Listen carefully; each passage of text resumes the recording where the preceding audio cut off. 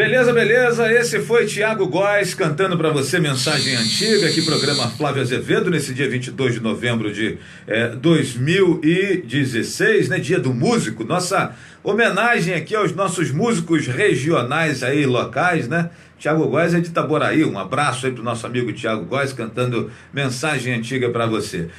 Nós vamos aqui, falávamos agora há pouco sobre os problemas aqui do nosso país, que afetam aí o estado do Rio de Janeiro.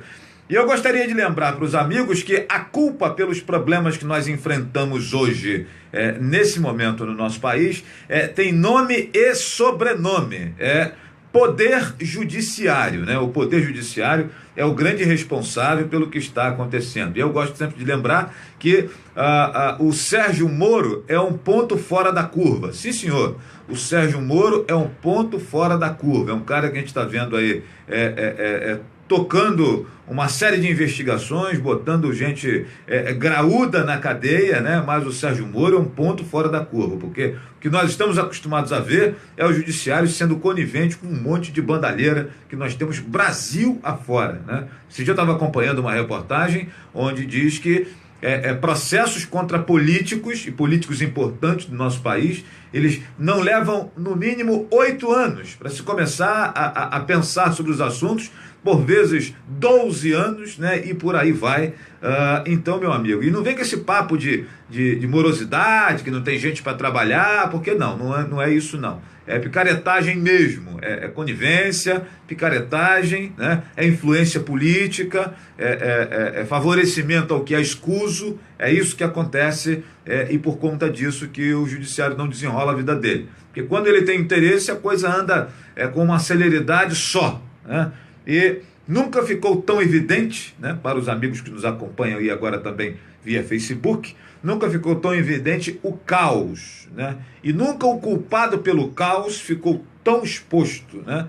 A culpa por esse cenário de horror que atinge diretamente nosso país, nosso estado e, no caso de Rio Bonito, também o município, é do Poder Judiciário, que há anos permite que o Brasil seja governado por gente inescrupulosa e ladra, né? Não existe outro nome mais interessante do que ladros, né? Estão roubando, né? Está comprovado. As investigações estão aí mostrando que nós hoje podemos falar com muita tranquilidade que essa galera que vive aí no poder público, boa parte deles estão roubando o dinheiro público, né?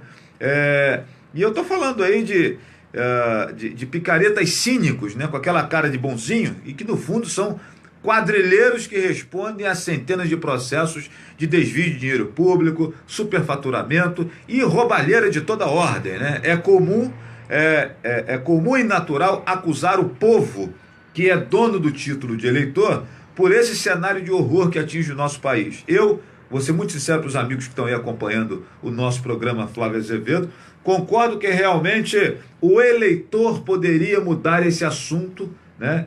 Esse cenário através do seu voto.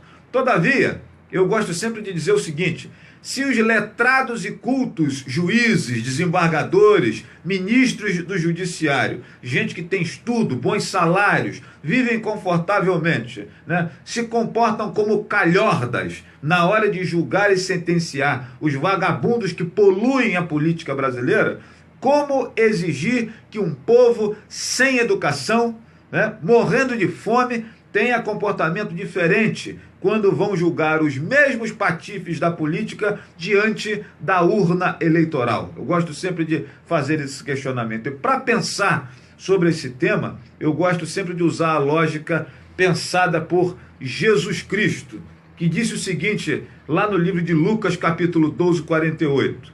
De todo aquele que a muito é dado, muito será requerido. E daquele a que muito é confiado, mais ainda lhe será exigido.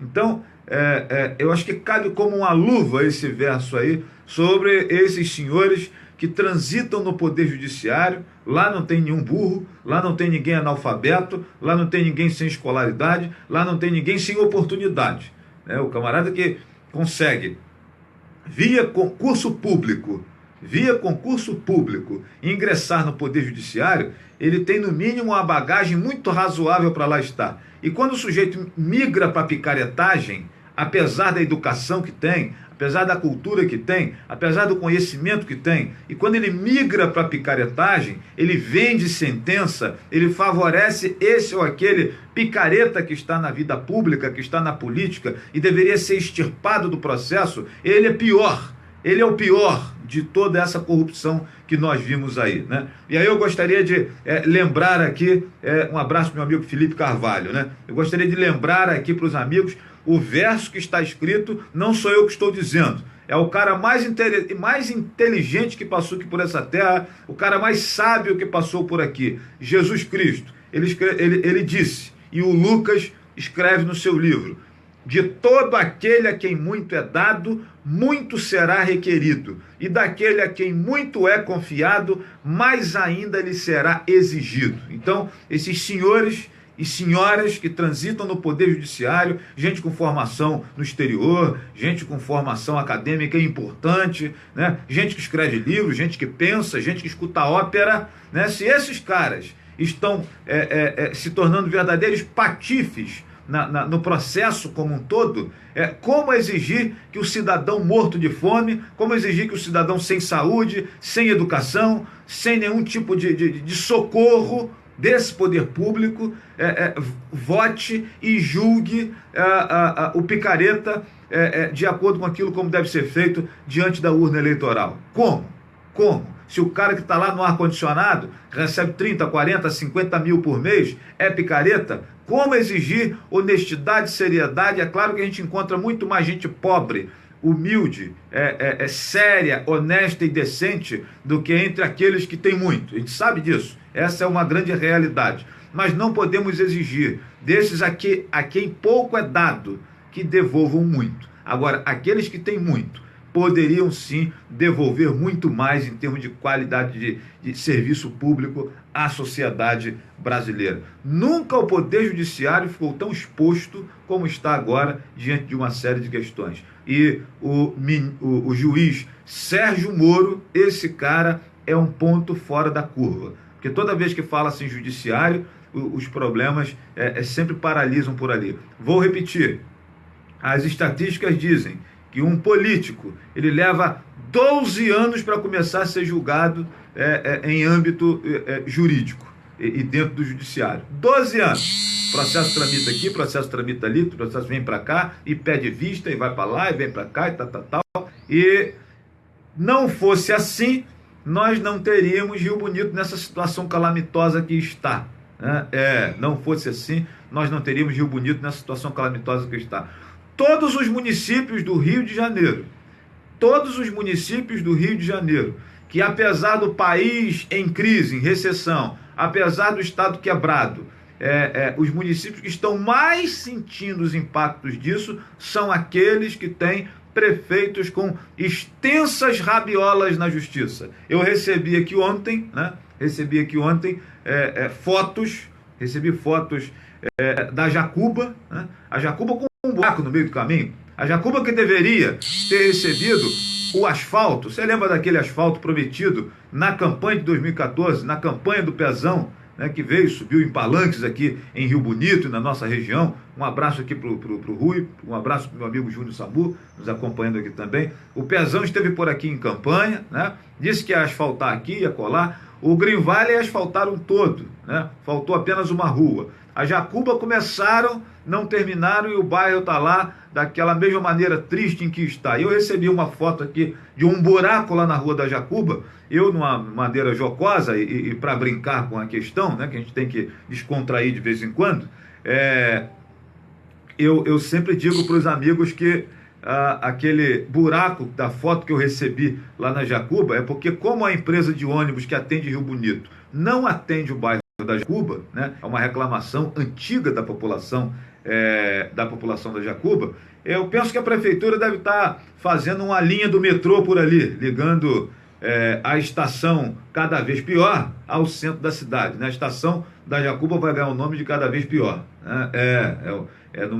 Numa crítica ao slogan de campanha da prefeita, que não deveria ter concorrido em 2012, né? não deveria ter concorrido em 2012, e no meio do mandato que conseguiu, era para ter sido tirada, mas o tal do Poder Judiciário que eu estou falando agora há pouco aí, lembra do Poder Judiciário que eu estou falando agora há pouco? Pois é, a manteve no poder. Não adianta os puxa-sacos espernearem, reclamarem e tal, porque esse é o problema. Está sentadinha na cadeira aí, porque o Judiciário permite, porque nós temos todas as condições para que ela saísse do poder, né? E quanto àquela clássica pergunta que os amigos sempre fazem, né? Tem uma galera que se comenta, mas por que a Câmara não pede o afastamento da prefeita? Simples, porque o Napoleão vai botá-la de volta no lugar. Simples assim, né? A Câmara rejeitou as contas do prefeito ali atrás, o Judiciário permitiu que ele, com conta rejeitada, concorresse às eleições aí, e não só concorreu, como ganhou, né? E a mesma coisa acontece lá com a outra, né? Se a Câmara tivesse afastado ela, o Napoleão ia botar ela no lugar de novo. O Napoleão, desembargador, sei lá, esses caras aí, que estão contribuindo para que o país fique num cenário mais caótico, né? Dos 5 mil e tantos municípios que nós temos no Rio de Janeiro, os amigos podem ter certeza que mais da metade disso tem prefeitos sentados na cadeira de maneira irregular. E entre os 5 mil e tantos prefeitos que vão assumir agora em 2017. Os amigos podem ter certeza que tem um monte de picareta nesse negócio aí que está entrando sob a tutela dos interesses do Judiciário e do alto escalão da política nacional, né? Vale a gente comentar isso. Enquanto isso, o município sofre. Recebo outra foto aqui também, né? Recebo outra foto aqui também, lá do Bosque Clube. Uma van caída no buraco, né? O Bosque Clube está lá largado, está abandonado. Aliás, a cidade está esburacada. Se o centro da cidade, as ruas principais de Rio Bonito estão todas esburacadas, você imagina as localidades periféricas, os bairros, né? Queria chamar aqui a atenção também, e aqui já não é chamar a atenção da prefeitura, e sim chamar a atenção da autopista Fluminense, que ali no viaduto aqui do loteamento Schuller, aquilo está uma escuridão desgraçada ali nas imediações. Não é exatamente no viaduto, mas a faixa de domínio da rodovia indo para o loteamento Schuller, a faixa de domínio da rodovia indo para o Green Valley, aquilo está uma escuridão desgraçada, né? E alguém tem que pedir que a autopista troque essas lâmpadas. Ali, a troca de lâmpadas não é da prefeitura. A faixa de domínio da rodovia. Então, a rodovia tem que ir lá fazer essa troca de lâmpadas, né?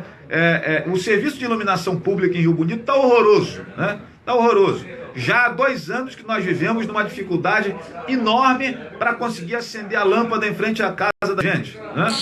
O serviço de iluminação pública é péssimo, é horroroso, né? Vale lembrar isso, a reclamação é de todo canto, do 2º distrito, 3º distrito, centro da cidade, né, e tal.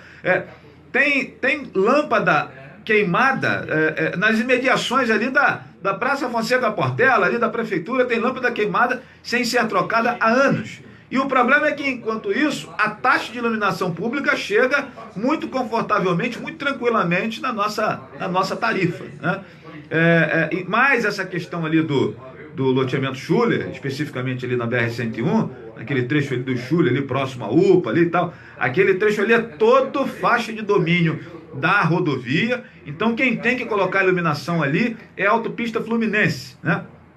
A prefeitura de Rio Bonito, precisa fazer as solicitações à autopista Fluminense para que troque as lâmpadas ali. Simples assim, gente, né? Ali a culpa não é da prefeitura, ali a culpa é da autopista. Mas a prefeitura de Rio Bonito vive no processo de o último que sair apague a luz, né?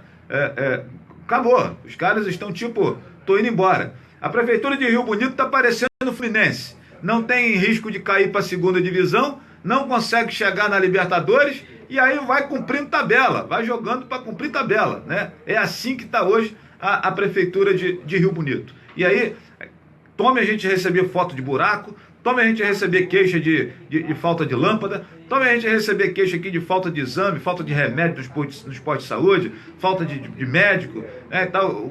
Um desgoverno total nessa gestão municipal de Rio Bonito, que é um cadáver insepulto.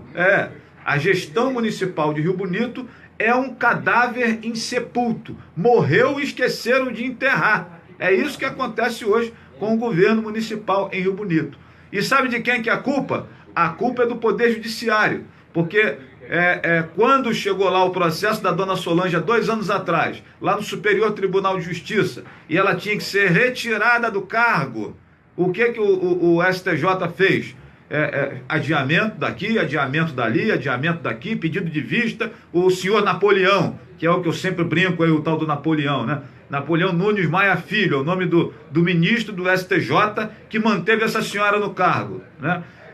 Rio Bonito não estaria mil maravilhas se ela tivesse saído, mas estaria melhor. Eu tenho certeza que estaria melhor. Mas por conta do Poder Judiciário, ela vem se mantendo na cadeira e vai ficar até 31 de dezembro. Obrigado, Joãozinho. E vai ficar até 31 de dezembro. Por conta de quê? Do Poder Judiciário. Então vamos criticar sim o Poder Judiciário. Meu amigo Eliseu Moraes diz aqui que na rua dele as galerias estão todas entupidas. Não só na sua rua, Eliseu, num monte de lugar, em todos os bairros. O próximo prefeito que entrar, além de ter que administrar muita dívida, uma máquina falida e quebrada e um estado quebrado a quem ele não vai poder recorrer, também vai ter que consertar um monte de rabiola aí. O cara vai ter que rebolar. Vai ter que rebolar o próximo prefeito. Em entrevista aqui à Rádio Jornal, a prefeita disse que o sucessor dela vai encontrar a prefeitura com dificuldades, né, mas melhor do que ela encontrou. Como assim? Tá de brincadeira, né? Tá de brincadeira dizer que vai encontrar a prefeitura melhor do que ela encontrou. Tá de sacanagem? Eu, hein? Que absurdo. Então, todos esses problemas que Rio Bonito enfrenta, todos esses problemas que Itaboraí enfrenta, isso só acontece por conta do Poder Judiciário, que tolera no poder pessoas que já deveriam ter sido extirpadas da vida pública há muito tempo. E aí eu quero parafrasear aqui o Ricardo Boechat, né? Precisamos fazer varrer da política nacional essas pessoas. E assim, um dos mecanismos que se pode utilizar para varrer essas pessoas da política nacional é através do título de eleitor, não votando nessas pessoas que respondem processo, que estão condenadas, que estão com conta rejeitada, que tem um monte de história problemática ao longo da vida pública. É assim que se varre. Mas não podemos acusar o povo de não fazer esse processo de limpeza, porque o judiciário, que tem educação, que tem letra, que tem gente estudada, que tem gente que se formou lá fora, que fez pós-graduação não sei aonde, que é professor universitário, sobretudo no Supremo Tribunal Federal, Superior Tribunal de Justiça, tem muita gente qualificada por lá, e que vai tolerando essa gente por questões de apadrinhamento, conluio, questões de bastidor político, vai mantendo essa gente aí, e essas dinastias vão se perpetuando no poder. Aqui em Rio Bonito, graças a Deus que a prefeita não concorreu à reeleição, senão dariam a eleição a ela de novo, é bem capaz de votarem nela outra vez, né? Dariam a eleição a ela outra vez, né? Assim como se ela vier candidata na próxima eleição em 2020, novamente darão a eleição a ela. E não me venham para cá dizer que não, porque ali em 2012, mesmo sabendo que ela fez uma péssima gestão entre 97 e 2004, o nego devolveu ela para o poder, né? Vale lembrar do nosso ex-prefeito Mandiocão, que saiu muito criticado em 2012 e reconduziram ele ao cargo agora. Mesmo estando cheio de problema, mesmo estando com conta rejeitada, mesmo apesar da gritaria toda que aconteceu, devolveram ele ao cargo de prefeito. Então eu não tenho dúvidas que em 2020, caso a prefeita concorra às eleições, ela vai ser eleita, porque quem vota é o Rio Bonitense. De Rio Bonito eu entendo, né? De Rio Bonito eu entendo, aqui a galera é meio masoquista, gosta do sofrimento. Bom, mas a responsabilidade disso é o Poder Judiciário, porque é ele que deveria eliminar da vida pública essas pessoas com histórico carregado de picaretagem, de pilantragens, etc, etc, etc, etc. Vale lembrar isso aqui. Quero mandar um abraço aqui para minha amiga Adriana Paixão, para Cláudia Parreira, né, passando por aqui também, né? Meu amigo Felipe Carvalho destacando aqui que tem que criar um bordão, né? Corta para mim. Café no bulho, essas coisas assim, né, o Filipinho. Um abraço aí pro Filipinho e para a galera que está nos acompanhando aqui via Facebook também aqui, acompanhando o nosso programa, né? Então eu quero deixar esse registro aqui, lembrar para os amigos, eu recebo todo dia inúmeras fotos, inúmeros registros, inúmeras reclamações de uma série de questões do município de Rio Bonito, né? Mas não adianta a gente reclamar, porque a prefeitura está fechada para balanço. Lá parece que os caras já foram embora. Não adianta fazer reclamação, não adianta fazer pedido, porque lá está naquele processo, né? Está naquele processo de esvaziamento de gavetas, né? E nada mais farão. O pouco que acontece eu já acho um milagre. Não estão pagando os funcionários em dia, é aquela dificuldade com o pessoal do Instituto de Previdência, né? Rio Bonito, nos últimos 4 anos, passou por um processo de desmonte. Vale lembrar aqui que eu tenho várias críticas a fazer ao ex-prefeito Mandiocão, mas minimamente ele atendia algumas coisas, né? A saúde funcionava razoavelmente, a limpeza urbana funcionava, os postes estavam acesos, as escolas iam sucateadas, mas pelo menos tinham lá alguns professores e tal. A coisa funcionava de maneira melhor, né? Tinha que ser muito melhor, mas funcionava, mais ou menos com o ex-prefeito, né? O ex-prefeito Mandiocão. E dessa vez, quando a prefeita entrou, ela simplesmente iniciou um processo de desmonte. Do pouco que funcionava bem, ela acabou de arrebentar de vez. E aquilo que era ruim no governo de Mandiocão, ela piorou muito mais, né? Então, o slogan, quem compara a vota que o Mandiocão usa, contra ela ele é vitorioso sempre, porque realmente a gestão dele, com todas as críticas que eu tenho a fazer, sou obrigado a dar a mão à palmatória. Ele é 300 mil vezes melhor do que ela à frente da prefeitura de Rio Bonito. É santo? Não. Deixa a desejar? Muito. Mas em comparação, meu amigo, se for comparar, é uma covardia, né? Um abraço ao meu amigo Armando Carvalho aqui também, né? E ele coloca aqui que em alguns casos o problema não está em qual político votamos, né? O problema é para qual político estamos enviando aqueles em que votamos, né? E fala aqui de reforma cirúrgica. Concordo, Armando, com a sua colocação. A minha amiga Karine Duarte diz aqui que o problema é que as pessoas não mudam, pois esperam sempre por uma boquinha e não pela mudança da cidade. Perfeitamente, eu também concordo, né? Agora, Karine e amigos que chegaram agora. É aquilo que eu sempre falo. O pobre, o desempregado, o sem saúde, o sem educação, a gente entende que fica esperando boquinha, que fica esperando uma oportunidade, que fique ali torcendo pelo político picareta para ver se consegue um empreguinho. Isso a gente entende perfeitamente. As pessoas precisam pagar a conta, as pessoas têm compromissos a saldar. Agora, e o mesmo quando acontece no Poder Judiciário? Você vê juízes trabalhando de maneira a favorecer fulaninho e cicraninho, que está todo cagado diante da lei, e o sujeito, por pura e simples compromissos políticos, porque alguém ligou pedindo, porque é amigo de fulano, porque recebeu influência de cicrano, o cara permite. Eu não estou falando só do nosso quadrado aqui, não. Estou falando do Brasil inteiro. Isso acontece, né? Quando chega nas instâncias superiores, então a coisa piora, né? Às vezes o político toma paulada aqui na primeira instância, e quando chega na segunda, na terceira instância, o processo paralisa. Vale lembrar para os amigos que estão aqui nos acompanhando, né? Que enquanto Eduardo Cunha esteve sob a tutela do STF, do Supremo Tribunal Federal, ele estava livre, leve e solto. Foi ele perder o mandato, perder o foro privilegiado e ser enviado para o processo dele para a primeira instância, onde está o Sérgio Moro. Imediatamente o Sérgio Moro decretou a prisão do malandro e está engaiolado. Ou seja, a primeira instância sempre funciona. A primeira instância ela sempre funciona. A picaretagem, a bagunça começa a acontecer nas instâncias superiores. Isso fica muito nítido, aonde a questão da política começa a falar mais alto, onde a questão das amizades, dos compadrinhos, dos conluios começam a ser mais importante do que o interesse da sociedade, o interesse do país, o interesse do Estado, dos municípios, o serviço público de qualidade.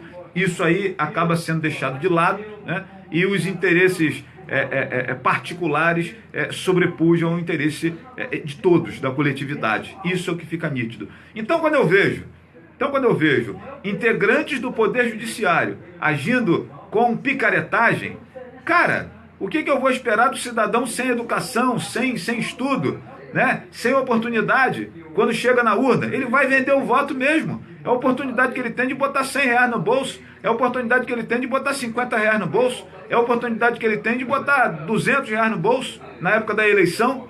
Né? É condenável? É condenável. Eu acho um absurdo? Eu acho um absurdo. Mais absurdo ainda, eu acho, é o Poder Judiciário fazer a mesma coisa. É claro que o cara lá não pega R$50. Lá é 500 mil. Né? É o que a gente sabe. Né? Não é R$50, não é R$100. São valores muito maiores. A coisa da ordem de milhão. Né? E isso fica muito nítido. Mas a lógica de tentar se dar bem em cima do político é a mesma. É a mesma, não tenho dúvida disso. E por isso, eu quero fechar essa nossa reflexão aqui, falando sobre os problemas da política brasileira, falando sobre os problemas que atingem o nosso país, nosso estado, nosso município, novamente evocando o que Jesus Cristo disse, e está escrito lá no livro de Lucas. E presta atenção, meus amigos, vou repetir. De todo aquele a quem muito é dado, muito será requerido. E daquele a quem muito é confiado, mais ainda lhe será exigido. Repetindo, de todo aquele a quem muito é dado, muito será requerido. E daquele a quem muito é confiado, mais ainda lhe será exigido. Então a minha cobrança no judiciário, porque esses caras têm condição, esses caras têm bons salários, vivem confortavelmente, têm estudo, têm educação, têm uma série de acessos, né? Os filhos estão estudando em escolas boas, vivem num conforto danado, e os caras simplesmente na hora de julgar picaretam. E quando chega o cidadão comum, o pobrinho, que vê a oportunidade de botar 50, 100, 150 reais no bolso na época da eleição, ele vende o voto. Esse cara eu até entendo, o cara é pobre, tá ferrado, coitado. Né? Então, se aqueles que muito têm agem da mesma maneira, como que eu vou exigir que o pobrinho, que o pequenininho faça diferente? Então fica essa reflexão aqui, deixa eu ir no intervalinho comercial e volto já com o programa Flávio Azevedo. Valeu, gente. Show de bola. Você que está aqui me acompanhando aqui pelo Facebook, obrigado aqui pelo seu carinho, um abraço grande para você. E eu vou encerrando por aqui a transmissão. Falta aqui 15 minutinhos para fechar o programa. Obrigado, gente. Abraço grande. Beijo no coração de todos aí. Valeu. Eliseu Moraes. Sucesso, meu irmão.